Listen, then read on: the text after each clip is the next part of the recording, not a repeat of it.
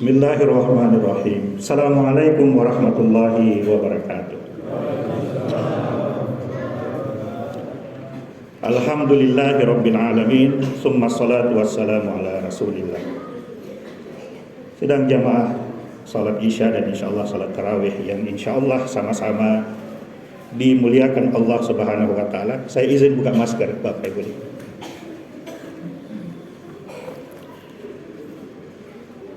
Puji dan syukur kita ucapkan kepada Allah Subhanahu wa taala. Salawat dan salam senantiasa kita haturkan kepada baginda Rasulullah sallallahu alaihi wasallam. Insyaallah malam ini saya memberikan judul kepada panitia. Temanya atau judulnya adalah hasil berislam. Jadi insyaallah dalam 15 menit ke depan saya akan sampaikan materi tentang hasil berislam. Tetapi sebelum itu mungkin bagus daripada saya ceramah saja. Bagaimana kalau kita praktek sedikit? Sebentar gini, mungkin cuma 5 menit atau 4 menit lah. Ya. Prakteknya bukan kita gerak-gerak badan, kita duduk saja. Saya pilih satu model praktek saja ya, yaitu bersyukur kepada Allah atau kita mengucapkan Alhamdulillah. Tetapi bedanya adalah sebelum kita mengucapkan Alhamdulillah, sebelum keluar itu ucapan dari mulut kita, ini yang saya berharap kita bisa praktekkan. Kita pikirkan atau kita ingat nikmat Allah yang hari ini mungkin kita rasakan atau sebelumnya kita rasakan. Kira-kira apa nikmat Allah yang kita ingin syukuri, kemudian rasakan nikmat itu. Setelah tersambung dua ini, pikiran, perasaan, itu insya Allah kemudian akan terdorong keluar itu ucapan Alhamdulillahirabbil alamin. Bisa ya, kita coba ya. Oke. Dimulai dalam hitungan 3, 2, 1, mulai. Boleh tutup mata, boleh tidak tutup mata, boleh bersandar, santai saja, rileks. Silahkan Bapak Ibu sekalian mengingat kira-kira nikmat apa yang baru saja kita alami atau hari ini kita alami. Rasakan kembali nikmat tersebut, rasakan mungkin rasa senang, rasa bahagia, diingat itu. Diingat ya. Kemudian dorongan dari dalam diri kita itu mengucapkan Alhamdulillahirabbil alamin. Alhamdulillahirabbil alamin. Alhamdulillahirabbil alamin. Setelah kita pikirkan nikmat itu, kita coba rasakan kembali itu nikmat, kesenangan yang kita rasakan, kebahagiaan yang kita rasakan. Itu kemudian mendorong ucapan Alhamdulillahirabbil alamin. Alhamdulillahirabbil alamin. Alhamdulillahirabbil alamin. Alhamdulillahirabbil alamin. Alhamdulillahirabbil alamin. Alhamdulillahirabbil alamin. Alhamdulillahirabbil alamin. Alhamdulillahirabbil alamin. Alhamdulillahirabbil alamin. Alhamdulillahirabbil alamin. Alhamdulillahirabbil alamin. Sambil kita terus mengingat nikmat Allah yang telah kita rasakan, betapa senangnya kita, betapa bahagianya kita dengan nikmat tersebut, kemudian keluar ucapan dari diri kita, Alhamdulillahirabbil alamin. Alhamdulillahirabbil alamin. Alhamdulillahirabbil alamin. Alhamdulillahirabbil alamin. Baik hadirin sekalian, Bapak Ibu jamaah, saya pikir cukup ya, sudah 4 menit ini. Baik Bapak Ibu sekalian, saya ingin sedikit menjelaskan. Siapa tahu ada di antara kita yang merasakan apa yang saya akan ucapkan ini. Bapak Ibu sekalian, hadirin jamaah, kalau kita memanggil Allah atau kalau kita mengingat dan menyebut Allah, Kalau bahasa Al-Qurannya itu wajilat qulubuhum, bergetar hatinya. Itu bahasa Al-Qurannya. Tetapi prakteknya, kalau kita praktekkan itu, getaran itu ada bermacam-macam. Ya, getaran itu ada bermacam-macam. Saya percaya bahwa setiap kita pernah mengalami ini. Nah, masalahnya adalah biasanya pengalaman ini kita rasakan atau kita alami ketika kita dalam keadaan susah sulit, kemudian datang pertolongan Allah. Itu pasti kita rasa itu. Ya, pasti kita rasa. Nah, getaran itu biasanya saya pikir pernah saya ucapkan di sini ketika khutbah Jumat beberapa bulan yang lalu. Pertama, itu yang paling sering orang rasakan, kan ini sudah berkali-kali banyak orang yang saya minta untuk praktekkan, adalah itu kayak kita kalau kesetrum listrik tak kontak, nah, itu ada getaran begitu di dalam badan kita. Itu yang paling umum. Nah, selain itu ada juga beberapa orang yang merasakan bahwa seperti ada air sejuk atau kesejukan yang tiba-tiba kayak disiram itu dari atas kepala sampai ke seluruh tubuh kita. Itu ada juga yang mengatakan kepada saya mengalami peristiwa seperti itu. Jadi bukan dingin kayak menggigil, tapi rasanya sejuk. Ya, bil ma'i wal thalji wal barad kalau kita baca doa kita itu. Ada juga yang merasakan getaran itu dalam bentuk tidak terasa, ini matanya basah. Bukan menangis. Kalau kita menangis kayak seperti anak-anak itu kan mengalir, itu menetes ya, mengalir itu air mata kita. Tapi ini tidak basah saja, kayak orang terharu begitu ya. Tidak seperti kalau orang nonton film Korea atau film India nangis gitu, enggak. Ini kayak basah saja kita punya mata, tanpa kita biasanya itu kita tidak sadari. Biasanya kita tidak sadari ini mata kita tiba-tiba basah ya, tidak menangis bercucuran air mata, tapi basah saja karena terharu. Ini juga sering saya dapatkan istilahnya informasi atau feedback ketika ini kita latihkan kepada orang-orang. Selain dari itu sudah masuk ke beberapa pengalaman ya yang orang bilang mistis ya, tapi saya tidak mau ke situ. Ada yang merasa tenang sekali, ada yang merasa melihat cahaya, macam-macam lah ya, tapi saya tidak akan ke situ. Nah, hadirin sekalian, inilah prakteknya atau inilah hasilnya kita berislam. Ya, berislam itu kan banyak. Kita beribadah, kita bersyahadat, kita sholat, kita puasa seperti pada bulan ini. Kita mungkin berzakat, bersedekah, membantu orang lain, dan seterusnya. Hasil itu membuat jiwa kita itu tenang. Ya, jadi di samping tadi kalau kita praktek itu, kita rasakan getaran-getaran yang tadi saya sampaikan, itu efeknya jangka panjang adalah jiwa kita itu tenang. Nah, ini yang kita kejar atau ini yang kita buru. Tadi saya sudah sampaikan, ala bizikrillahi tatmainnul qulub. Ketahuilah bahwa dengan mengingat Allah itu tatmainnul qulub, tenang itu hati, jiwa kita itu tenang. Saya pikir ayat yang akan saya sebut ini mungkin sering kita dengar ya. Auzubillahi minasyaitonirrajim. Ya ayyatuhan nafsul mutmainnah irji'i ila rabbiki radiyatan mardiyah fadkhuli fi ibadi wadkhuli jannati. Ini penjelasan hasil berislam ya, tadi prakteknya, sekarang kira-kira teorinya atau dalil-dalilnya. Jadi ayat itu menyebutkan Allah memanggil jiwa yang tenang, nafsul mutmainnah. Jadi tadi kalau kita latihan zikrullah, latihan ingat Allah, latihan sebut Allah, jiwa kita itu naik menjadi tenang.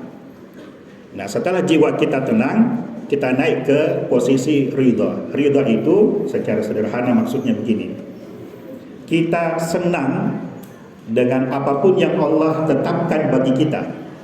Jadi kejadian apapun yang kita alami, kita senang. Ya Allah, saya percaya kejadian ini kamu izinkan terjadi untuk saya. Saya selaku hamba menerima ini dengan hati yang ridha, dengan hati yang lapang, dengan hati yang senang. Ini satu amalan yang bagus juga. Ini bisa membuat kita lepas dari beban stres. Ya, jadi kita tidak terlalu pikirkan itu apa yang kita alami, karena kita yakin bahwa yang kita alami ini adalah izin Allah dan tentu kita bisa tenang menerima itu. Jadi itu tadi radiyah, kemudian naik menjadi mardiyah. Jadi tadi itu radiyah itu kita senang kepada Allah, mardiyah itu Allah yang senang kepada kita. Dalam ayat Al-Quran itu, ketika Al-Quran menggambarkan sekelompok sahabat, Allah menyebut radhiyallahu anhum wa radu anhu. Makanya kalau kita sebut sahabat itu, misalnya Abu Bakar, kita sebut radhiyallahu anhu. Ya, Umar kita sebut radhiyallahu anhu, dan seluruh sahabat-sahabat yang lain kecuali Ali ada sebutan karramallahu wajhahu. Ya. Kenapa sahabat disebut itu? Karena Al-Quran yang mengabadikan, Al-Quran yang menyebut radhiyallahu anhum, Allah ridha kepada mereka. Waradu anhu, dan sahabat-sahabat itu ridha kepada Allah Subhanahu wa taala. Inilah radiyatan mardiyah. Jadi itu tadi. Setelah kita mardiyah dapat itu, kita baru masuk ke tingkat berikutnya. Ya, fadkhuli fi ibadi. Baru kita dianggap sebagai hambanya Allah. Jadi titel atau julukan hambanya Allah itu tidak sembarangan kalau kita baca ayat ini. Jadi tahapannya adalah zikrullah, hati tenang. Hati tenang membuat jiwa kita tenang, jiwa kita tenang membuat jiwa kita ridha, diridai oleh Allah, baru masuk ke dalam hamba. Nah, golongan hamba inilah yang Allah sebut, Allah perintah untuk masuk ke dalam surga. Jadi bukan lagi kita yang bermohon untuk masuk surga, tapi Allah yang minta kita, menyuruh kita masuk ke dalam surga. Nah, hadirin sekalian, ini kira-kira dasar atau dalil hasil berislam. Ini yang kita buru, ini yang kita kejar, ini yang sebaiknya kita dapat. Ini mohon maaf kalau saya singgung-singgung umur ini, karena yang sudah 30 tahun ke atas, 40 tahun ke atas, saya dengan penuh kerendahan hati menyarankan kepada kita semua untuk mempraktekkan ini. Ada dua sebenarnya. Pertama itu zikrullah. Zikrullah itu mengingat Allah, menyebut Allah. Pasangannya adalah doa. Doa itu dalam bahasa Arab artinya dua, paling tidak. Doa itu artinya memanggil Allah. Ud'ullaha awidur rahman, panggil Allah atau ar-Rahman. Pasangannya adalah minta. Jadi doa itu panggil, memanggil, mengundang dengan meminta. Jadi dua ini pasangan, zikrullah dan doa. Atau ya saya sih bukan menyebutnya doa dan zikir, tetapi zikir dan doa. Jadi kita ingat Allah dulu, baru kita sebut Allah kayak tadi, alhamdulillah. Baru kita panggil Allah, baru kita minta, Allah, hamba memohon supaya nikmat ini engkau tambah. Jangan sampai ini cepat berlalu atau cepat hilang. Itu tadi. Jadi saya kembali ya. Untuk zikrullah ini sebenarnya latihannya itu ada dalam sholat. Cuma ada satu sedikit masalah kalau menurut saya ini. Ini mohon maaf mungkin kalau kita sholat itu kayak seperti diburu sesuatu. Sayangnya ya. Padahal kalau kita belajar fikih dasar-dasarnya, kita diajar bahwa sholat itu rukunnya adalah tumakninah. Tumakninah itu kalau dalam bahasa Arab satu akar kata dengan tadi nafsul mutmainnah, satu akar kata dengan bizikrillah tatmainnul qulub. Jadi latihan zikir itu yang paling istilahnya paling bagus lah begitu ya, adalah sholat. Cuma sholat yang tumakninah, yang tenang. Sayang sekali waktunya mungkin terlalu panjang kalau saya bahas ini, karena ini juga ada latihannya yang biasa saya berikan. Tetapi yang ingin saya sampaikan seperti ini. Kalau kita sholat dengan tenang, sholat yang tenang itu akan membuat zikir kita itu tenang juga. Zikir itu ingatan. Kalau kita istilahnya buru-buru, itu biasa ingatan kita juga kayak lari kemana-mana begitu. Begitu kita takbir Allahu Akbar, baru selesai iftitah, di mana tadi tuh kunci motor aku disimpan. Atau ibu-ibu, itu kompor sudah kasih mati atau belum? Itu setrika bagaimana? Sudah minggu cabut tadi atau belum? Baru itu selesai iftitah, begitu Al-Fatihah hilang sudah. Teringat lagi urusan-urusan yang lain. Tapi kalau kita tenang, ini saya dulu diajar di pesantren oleh guru saya, yang beliau sudah almarhum Kiai. Kita tanya, Ustadz, bagaimana caranya khusyuk dalam sholat? Nah, itu mungkin karena kami masih SMP waktu itu, kami cuma dijelaskan singkat seperti ini. Kalau kamu sholat, kalau pikiranmu ini apa ya, kemana-mana begitu, berkeliaran, ya, tarik kembali. Maksudnya tarik kembali itu pikiran. Jadi prakteknya begini, kalau kita Allahu Akbar, tarik, di mana tadi kunci motorku nih? Tunggu dulu, sembahyang nggak ini? Wah, saya sembahyang. Itu kira-kira begitu. Kalau dulu anak-anak ya yang kita praktekkan seperti itu. Saya sholat, begitu kita bilang saya sholat, ingatan itu kembali bahwa saya sholat, dan sholat itu kalau perintah Al-Qur'annya aqimis sholata li dzikri, dirikan sholat atau kerjakan sholat li dzikri, untuk mengingat aku ini Allah maksudnya, atau menyebut aku. Nah, ini semua baku berkaitan ke ayat-ayat yang saya sebut ini, ada kaitannya. Nah, jadi kalau saya bisa urutkan dalam bentuk gambar atau diagram, meskipun ini mungkin dalam bayangan kita saja. Jadi salat tumaninah itu menghasilkan zikir yang menenangkan kalbu. Kalbu yang tenang menjadikan jiwa kita tenang. Jiwa kita tenang menjadikan jiwa kita senang. Apapun yang terjadi pada kita, kita senang, karena kita tahu bahwa Allah ini yang mengatur ini. Ketika kita senang dengan apapun yang terjadi pada diri kita, Allah senang kepada kita. Ya kan, kalau Allah senang kepada kita itu saya tidak tahu bagaimana gambaran luar biasanya itu. Nah, baru setelah itu kita menjadi hamba Allah, baru kemudian dipanggil masuk surga. Ya. Nah, inilah kira-kira gambaran bagaimana hasil berislam itu. Terakhir ya, satu lagi. Selain dari yang tadi, zikrullah, salat, zikrullah, kemudian nafsul mutmainnah, ada satu amalan yang sangat ditekankan oleh Al-Quran. Ini yang paling banyak perintahnya dalam Al-Quran, yaitu takwa. Ya, takwa. Ya, saya pikir setiap malam mungkin kita dengar penceramah menyebutkan apa ya, dalil puasa Ramadan ya. Kutiba alaikumus syiyam kama kutiba alal ladzina min qablikum la'allakum tattaqun. Jadi puasa itu menghasilkan takwa. Nah, apa hasil takwa dalam hidup kita? Hasil takwa itu dalam hidup kita adalah pertama, may yattaqillaha yaj'al lahu makhraja. Ini bisa hadirin periksa di surah At-Talaq, surah ke-65, mulai dari ayat 2 kalau tidak salah. May yattaqillaha yaj'al lahu makhraja wa yarzuqhu min haitsu la yahtasib. Jadi puasa menghasilkan takwa. Takwa itu menghasilkan dalam kehidupan kita, yaj'allahu makhraja. Ada masalah, ada solusinya. Tidak stres, tidak buntu, ada jalan keluarnya. Wa yarzuqhu min haitsu la yahtasib, dan kita terima rezeki dari yang kita tidak hitung. Misalnya kita menjual, penjualan kita hari ini misalnya, atau yang biasanya misalnya ya katakanlah 100.000, 200.000 atau 500.000 penjualannya. Tiba-tiba kita tidak hitung, tiba-tiba datang pembelian yang membuat penghasilan kita naik menjadi 1 juta, 2 juta. Itu rezeki yang tidak kita sangka-sangka. Kalau sering kita dapat begini, hadirin sekalian, itu tandanya bahwa kita bertakwa. Tetapi masalahnya bukan hanya uang ya. Rezeki itu tidak hanya dalam bentuk uang. Kalau selamat kita dari kecelakaan, itu rezeki yang luar biasa. Atau kita kecelakaan yang seharusnya kita parah tapi tidak parah, tidak apa-apa jadi.